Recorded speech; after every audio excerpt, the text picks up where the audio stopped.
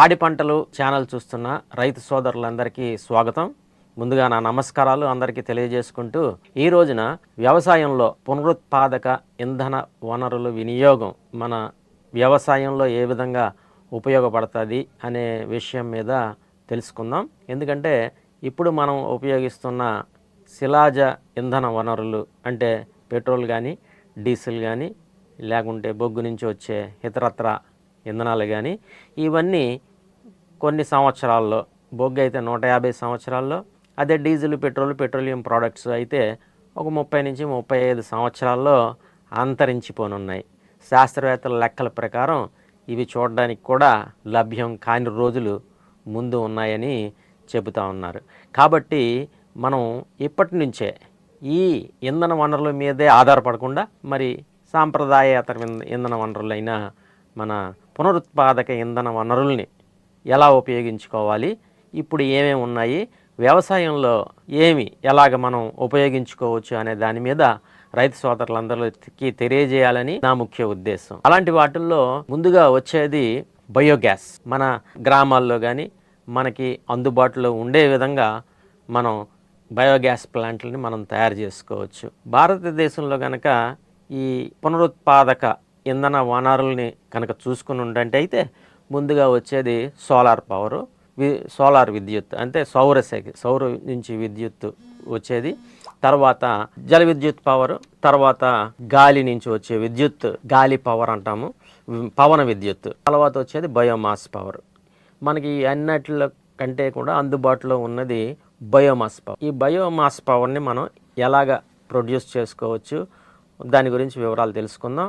ముందుగా ఇది ఎట్లా ఉంటుందంటే, ఒక బయోగ్యాస్ ప్లాంట్ అనేది గుంత తీసుకోవాలి. ఆ గుంత 1 క్యూబిక్ మీటర్ పరిమాణంలో తీసుకుంటే మనకి గ్యాస్ ఒక ఫ్యామిలీకి సరిపోతుంది. ఆ 1 క్యూబిక్ మీటర్ గుంత తీసుకొని రౌండ్గా ఉండేలాగా దానికి కింద నుంచి వాటర్ రాకుండా ముందుగా బెడ్ వేసుకోవాలి. బెడ్ వేసుకున్న తర్వాత బ్రిక్ వర్క్ చేసుకొని దాన్ని భూమికి ఒక అడుగు ఎత్తు వరకు తీసుకొని సర్క్యులర్గా మనం కట్టుకోవాలి, రౌండ్గాను ఉండేలాగా. తర్వాత మధ్యలో ఒక సెపరేషన్ వాల్ ఒకటి కట్టుకోవాలి. ఈ మధ్యలో ఉండే గుంతకి లెఫ్ట్ సైడు రైట్ సైడు 2 ట్యాంకులు భూమికి పైన, భూమి సమాంతరంగా పెట్టుకోవాలి. ఒకటి మిక్సింగ్ ట్యాంకు, అంటే ఈ మిశ్రమం చేయడానికి.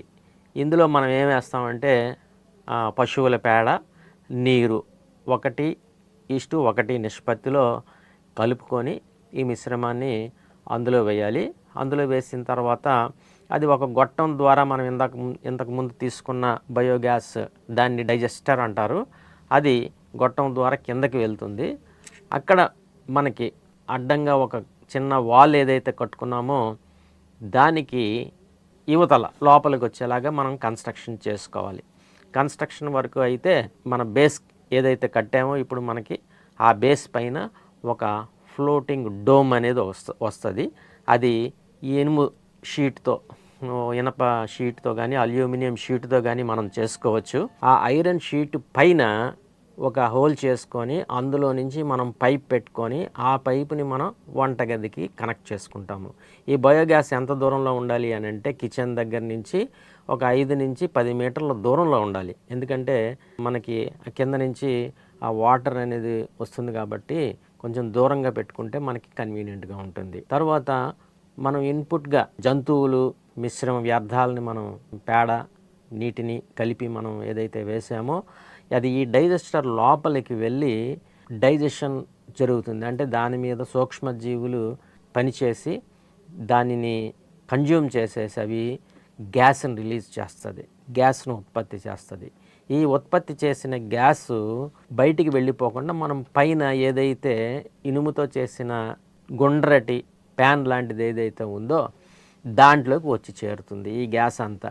ఈ గ్యాస్ ప్రొడక్షన్ అనేది కంటిన్యూస్గా ఉంటుంది కాబట్టి ఆ గ్యాస్ డోమ్ని ప్రెషర్ ఎక్కువైనప్పుడు పైకి తన్నుతుంది. అది ఆ పైకి తన్నినప్పుడు అది పైకి లేస్తుంది. పైకి లేచిన తర్వాత మనకి గ్యాస్ బాగా లోపల అక్యూములేట్ అయిందని, తయారైందని మనకు తెలుస్తుంది. సో మనం ఒక వాల్వ్ పెట్టుకుంటాము. ఆ వాల్వ్ ఓపెన్ చేయగానే గ్యాస్ డైరెక్ట్గా మన వంటగది దగ్గరికి వస్తుంది. అక్కడ కూడా ఒక వాల్ పెట్టుకుంటే ఓపెన్ చేయంగానే మనకి బర్నర్లోనికి మనకి గ్యాస్ వస్తుంది. మనం లైటర్తో వెలిగించుకుంటే అది వెలుగుతుంది. సో ఈ విధంగా మనం ఈ లోపల మనం వేస్తూనే ఉంటాం. రోజు ఒక 20 కేజీలు 25 కేజీలు మిశ్రమాన్ని మనం రోజు కనుక వేసుకున్నట్టయితే ఒక ఫ్యామిలీకి సరిపడా గ్యాస్ తయారవుతుంది. అంటే గ్యాస్ బండ కొనుక్కోవాల్సిన అవసరమే ఉండదు ఒక ఫ్యామిలీకి. సో ఫ్యామిలీ అంటే 4, 5. ఇంకా ఎక్కువ మంది ఉన్నారనుకోండి, మనం ఈ 1 క్యూబిక్ మీటర్ని 2 క్యూబిక్ మీటర్లు అంటే బయోగ్యాస్ ప్లాంట్ని కొంచెం పెద్దది చేసుకుంటాం, దాని వాల్యూమ్ని పెద్దది చేసుకుంటాం. సో దీనికి లెఫ్ట్ సైడ్ ఒకటి, రైట్ సైడ్ ఒకటి, ఇన్లెట్ అవుట్లెట్ అనుకున్నాం కదా. మిశ్రమాన్ని వేసేదేమో లెఫ్ట్ సైడ్ వేస్తాం, ఒకవైపునే వేయచ్చు రైట్ సైడ్, కానీ అది లోపలికి వెళ్తుంది. 30 రోజుల తర్వాత ఫస్ట్ టైం మనం స్టార్ట్ చేసినప్పుడు 30 రోజుల తర్వాత మనకి గ్యాస్ వస్తుంది. అంటే ఈ సూక్ష్మజీవులు ఆ పేడ మీద ఆ నీటి మీద పనిచేసి గ్యాస్ ప్రొడ్యూస్ చేయడానికి ఫస్ట్ టైం మనం గ్యాస్ తీసుకునేదానికి 30 రోజులు పడుతుంది. తర్వాత ఈ స్లర్రీ ఏదైతే ఉందో అంటే డైజెస్ట్ అయిపోయిన పేడ నీటి మిశ్రమం అది మళ్ళా వేరే గొట్టంలో నుంచి తేలికైపోయి బయట మనం ఇంకొక వేరే గొట్టం ఏదైతే పెట్టామో ఆ గొట్టంలో నుంచి మళ్ళీ ఇంకొక ట్యాంక్ లాంటిది పక్కన ఉంటుంది, ఆ ట్యాంక్లోకి వెళ్ళిపోతుంది. ఆ ట్యాంక్లో నుంచి మనం ఈ ద్రవాన్ని తీసుకొని ఎరువుగా ఉపయోగించుకోవచ్చు. చాలా శ్రేష్టమైన ఎరువు ఇది, బాగా పనిచేస్తుంది మొక్కలకి. ఈ విధంగా మనం గ్యాస్ని పొందుకోవచ్చు, అదేవిధంగా ఎరువుని కూడా పొందుకోవచ్చు. ఈ 2 విధాలు మనకి ఉపయోగపడుతుంది ఇది. ఈ గ్యాస్ వల్ల మనకి కొంచెం మనం మెయింటెనెన్స్ చేసుకున్నట్లయితే నిర్విరామంగా మనం గ్యాస్ని పొందుకోవడం జరుగుతుంది. వింటర్లోనూ కొంచెం టెంపరేచర్స్ తగ్గుతాయి కాబట్టి గ్యాస్ ప్రొడక్షన్ తగ్గుతుంది. కాబట్టి అప్పుడు మనం ఏం చేయాలని అంటే ఈ గ్యాస్ డోమ్ ఏదైతే ఉందో, ఇనుప డోమ్ ఏదైతే ఉందో దాని మీద మనం కొంచెం గడ్డి కనుక పరుచుకుని ఉంటే ఒక 6 అడుగు మేర శీతాకాలంలో ఉన్న టెంపరేచర్స్ దాని మీద ఎఫెక్ట్ పడకుండా మళ్ళీ మనకి నిర్విరామంగా మనకు కావాల్సిన గ్యాస్ అందుబాటులో ఉంటుంది. అలాగే ఎండాకాలంలో టెంపరేచర్స్ బాగా పెరిగినప్పుడు దాని మీద కొంచెం తడిచిన గోను సంచులు కానీ అట్లాంటివి వేసి మనం టెంపరేచర్ ఒక 35 డిగ్రీలు ఉండేలాగా చూసుకున్నట్టయితే, ఎందుకంటే ఈ సూక్ష్మజీవుల వల్లే మనకి ఈ మిథేన్ గ్యాస్ అనేది ప్రొడ్యూస్ అవుతుంది. ఆ గ్యాస్నే మనం బర్నర్లోకి తీసుకొని మండిస్తాము. ఈ సూక్ష్మజీవులు 30-35 డిగ్రీల దగ్గర బాగా యాక్టివ్గా ఉంటాయి. సో మన గ్యాస్ డైజెస్టర్ లోపల టెంపరేచర్స్ 20, 30, 35 మధ్యలో ఉన్నట్లుగా చూసుకున్నట్లయితే మనకి సరిపడా గ్యాస్ కంటిన్యూస్గా వస్తుంది. తర్వాత దీంట్లో ఉన్న చిన్న చిన్న మెయింటెనెన్సెస్ ఏమంటే, మంట నీలి రంగులోనే ఉండాలి. నీలి రంగులో ఉంటేనే మనకి ఎక్కువ వేడి వస్తుంది.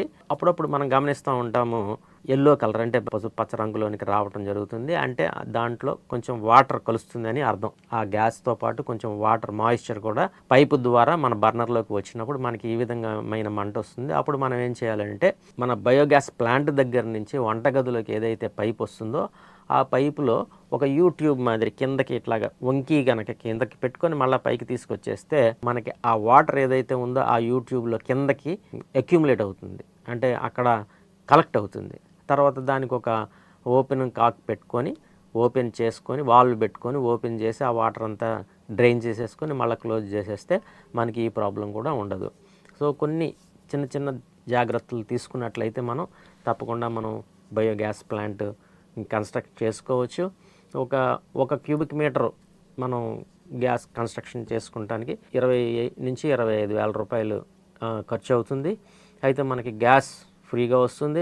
ఇది ఒక్కసారి పెట్టుబడి పెట్టేదే, పద్దాకా వచ్చేది కాదు. తర్వాత మనకి ఎరువు కూడా ఫ్రీగా వస్తుంది. కాబట్టి రైతు సోదరులందరూ కూడా ఈ విధంగా ఒక గొయ్యి తీసుకొని 1 క్యూబిక్ మీటరు లేకుంటే 2 క్యూబిక్ మీటర్లు కుటుంబ పరిమాణాన్ని బట్టి, సభ్యుల్ని బట్టి ఎంతమంది ఉన్నారో దాన్ని బట్టి ఒక చుట్టూ ఒక ఇటక బ్రిక్ వాల్ కట్టుకొని ఒక ఐరన్ డోమ్ పైన లోకల్గానే జరుగుతుంది. అది మన గ్రామాల్లోనూ అందుబాటులో ఉండేవి ఇవన్నీ కూడా బ్రిక్ వర్క్, ఆ ఐరన్ పైప్స్. అంతకు మించి మనం పెద్దగా గొప్పగా సోఫిస్టికేటెడ్ కావాల్సిన ఎక్విప్మెంట్ ఏమీ లేదు ఇందులో. సింపుల్గా మన గ్రామంలోనే తయారు చేసుకొని మన గ్రామంలో దొరికే వస్తువులతోనే బయోగ్యాస్ ప్లాంట్ నిర్మించుకోవచ్చు, బయోగ్యాస్ పొందవచ్చు. రైతులందరికీ ధన్యవాదాలండి.